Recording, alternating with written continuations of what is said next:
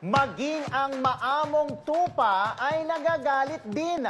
Yan ang mismong pinatikim ng nanay ng box office queen na si Catherine Bernardo sa mga basher ng kanyang anak. Narito ang report ni Athena Yap.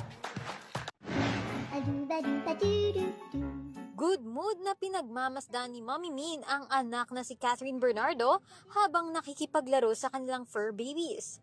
Yan ang good vibes post ni Mommy Min sa kanyang recent IG post. Marami nga agad ang comments ng nasabing post dahil sa tuwa kay Catherine at sa doggies. Pero hindi pa rin maiwasan ang mga nega comments. Litaw na litaw ang pagkasakang. Hanash ng isa. Hindi naman ito pinalampas ni Mrs. Bernardo. Sorry, may time ako magbasa ng mga comments ngayon. Masaya ka na ba sa comment mo? Do you think nakaka-healthy sa puso mo? Maraming salamat sa panonood ng video ko.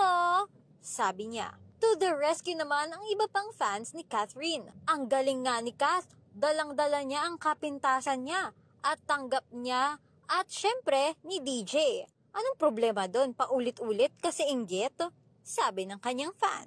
Pero mukhang ayaw magpatalo ng basher. May hirit pa. Halatang iba ang gusto ni Daniel Padilla. Napilitan lang kay Catherine Bernardo. Siyempre baka mabash kaya nagpa-secret pa kita ng mga babae.